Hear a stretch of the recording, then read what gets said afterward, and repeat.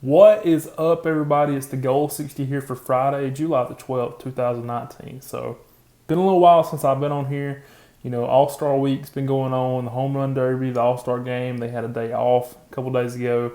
Last night, we actually did have a game between the Rangers and the Astros. I'm going to go over kind of a mid-season report, kind of give you how many plays we've had, what the records are, kind of where we stand as far as how the system has done, and a couple things that I've noticed in that data as we move forward into the second half. And this kind of gives us an idea, kind of a mid-season break, and then maybe how we finish up to compare the two.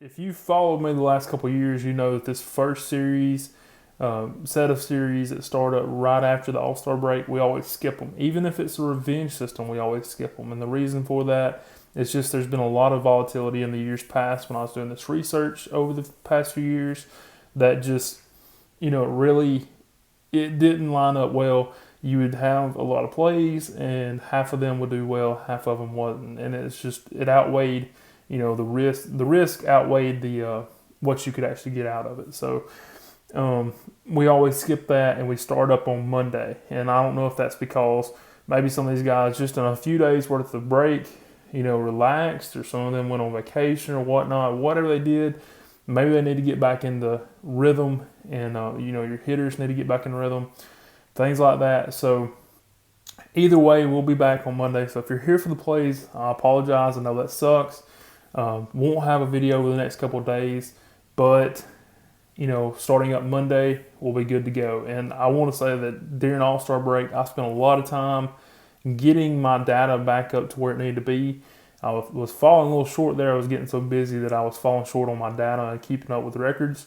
But we're back up to full, and doing everything. So Monday morning, I should be good to go. Hoping to get back in the rhythm of doing one of these every day, unless there's just absolutely nothing to talk about. I'm not going to waste your time on that.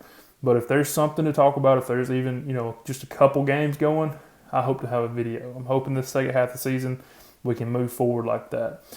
But either way, like I said, no plays until Monday.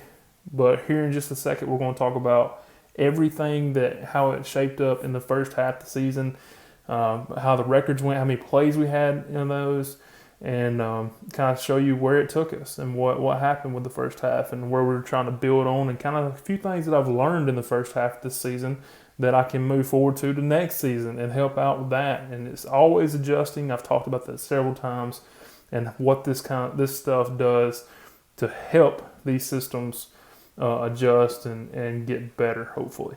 So we'll get into all that right now. The revenge system. So to date, we've had 13 total official plays. Now, I know that may sound like that's a lot lower than you thought because of how many times we did talk about them. But it really, this year, looking back over, it took a while for revenge plays to even come back up. A little bit longer than usual, meaning like the next series after a sweep was a little bit further out than what it felt like in the past. And so we really didn't pick up a ton of plays. I think we had one in April, maybe two in May, and then in June we had a lot. But we had 13 total plays. We did go 12-1 in those plays as far as series. So keep in mind, if this is the first time you watch this video, please go back and watch some of the videos and know that this isn't like 12-1 record on day one. This is a 12-1 series record. But that one series that we lost, I don't want to say it's rare, but this just, if you follow the revenge system, what I've done with my parameters and added to it, or if you found it on a forum, because this thing has been around for a little while and there's people that follow it different ways. The way I do it is, with my parameters that I've set, I've kind of back tested and followed these for a couple of years, and they've helped out. But these losses, we've seen them. So like I said, I don't want to say that they're rare because they do happen, but you just don't see them as much, which is a great thing for us. Over the last few years, this is, the first one we've had in, I believe, 2 years. So hopefully we won't see it again the rest of the year. Hopefully every revenge play after this, we cash and we can move forward. But that's all I'll say about the revenge system. As far as the RPI system and revenge system combined, I broke them down into how many A games, B games, C games, and even a D game that we had earlier in the season, and kind of went over what our records were for each. All right, so we'll get in the first one, which is the A games. And I broke these down into money line plays and also run line plays on each one of these as well. So with money line plays, we've been 49 and 38 on A games. So that's the first day of the series. We're 49 and 38 in money line plays. Run line plays, we've been 15 and 12. So a winning record in both, but really, with baseball, if this was minus 110 odds, like in football, that would be great. Those records would not be bad. That would be, we would be in the money if you combine those two. But in baseball, you really need a better percentage because your average line will be higher. Like we set our range around minus 150, so that actually means that our average is somewhere around minus 135, something like that, overall for all of our plays. So obviously we need a better win percentage for that to be profitable. So then if you move to B games, the money line plays on it, money line was 21 and 13, so a lot better percentage there, getting better. And then run line plays really turned it up at 11 and 4. So on B games, money line 21 and 13, run line 11 and 4. So that second game, the underdog team seemed to get it together and play a little harder. Now this is where it gets interesting to me because of just everything we've seen in the past and C games and what that means for teams, and the fact that, a lot of times, like both of these series are based off of, especially the revenge system, is that these are professional athletes. They've spent their entire life playing sport. That means they're competitive. So after losing to the same folks, the same team twice in a row, we're expecting them to have a lot better chance of winning that third game. So we're saying, okay, by chasing this, okay, you got me twice, but on this third game, we're going to take care of business. We're going to get you. This year has been odd. This year has been, well, you know this by following these videos throughout the first half of the season, that C games have just really been up and down, and for the most part have been down. I'm not going to sugarcoat it at all. Moneyline plays in C games actually have a losing record overall, 6 and 7. So that by itself just blew my mind because I couldn't figure out, I didn't know they had a losing record. I knew it was bad, but until I combined all my data and looked at the whole picture for the first half of the season, did not realize that. Run line plays were 3 and 2, so winning record, but both of these, being at 500 combined. Now, this is where it gets interesting to me, and this is where one of the lessons I'm going to talk about what I've learned this season really come into play on C games. I didn't do this for A and B, but when I spotted it in C bets and the trend started coming out to me, that's when I kept up with it.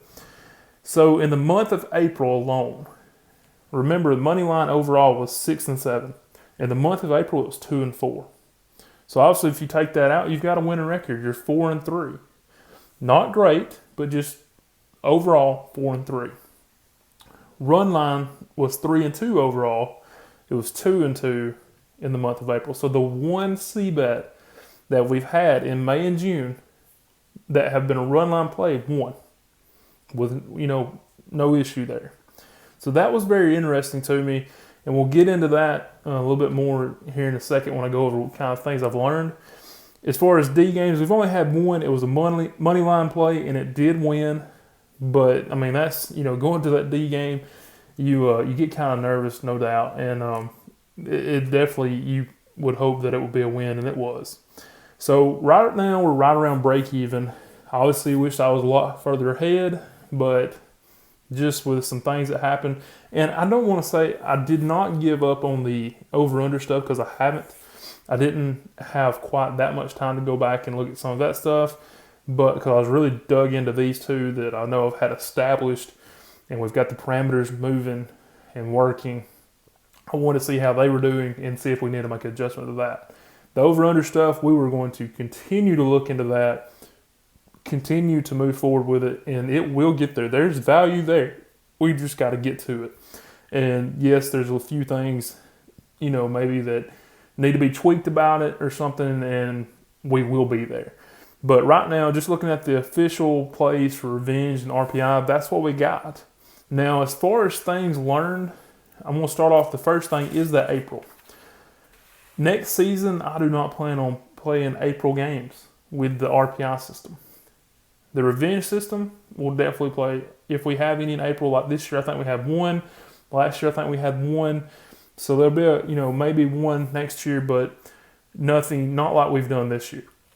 I think that I've just jumped the gun on it, being too excited about the season, that the RPI just wasn't shook out enough, not being patient enough with it, and therefore it came up with a lot of losses. I'm actually probably going to go back and look at A games and B games and just kind of see what the month of April was for those. Because if it was, like I said, in April we had a losing record on C bets, I've got a feeling that a lot of those A and B games were in April as well.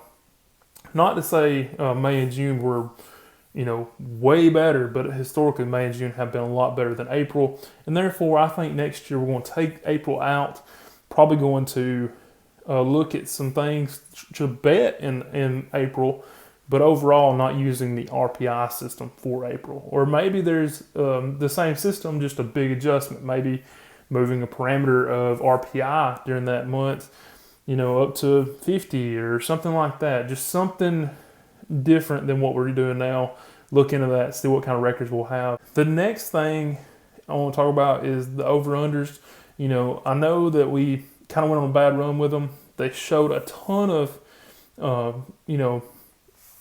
potential with the fact that we had a couple of days where that one series we went 9-1. We had one where we went 11-0. We had, but then we'd have some where we went like 5-1 or 6-2, and that's where it killed us.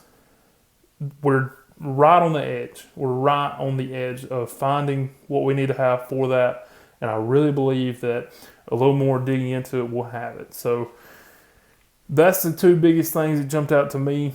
Hopefully next year we'll have something for April that's separate than everything else, and also the over-unders will be back and going, and moving forward with those with a tweak or two to get those on track and get those consistently bringing in profit. That's everything I have. Like I said, any of these numbers, this is everything from the first half of the season. Second half of the season, now we're moving into, and if you've watched the videos, you know this as well, especially the first few videos of the season. I said that this stuff, RPI and Revenge, ends mid-August. So we're looking at around 5.5 weeks left of games for us. And then we move into a different set. We start looking at the only system we run after that, which is new this year. We tested it last year, did really well. This year we're going to go with it, is contenders. We're looking at contenders, and I've got parameters set up for that. We'll get into all that at that point. But for the last 6 weeks of the season, from mid-August to the end of September, we're going to look at contenders and who they're playing versus non-contenders. And still going to look at price, things like that. There's several parameters that go into it. But it's getting ready for the playoffs. Who's still in it? Who's still trying? And moving forward. And that's how that works. So I appreciate you watching this. I try to go slow, try to go through it, give you the numbers and everything. But you just kind of get a report card of how it came out, how we did the first half, and where we're headed now. Hopefully we get better and better and better. Always trying to progress, always trying to adjust to the market and what we're doing.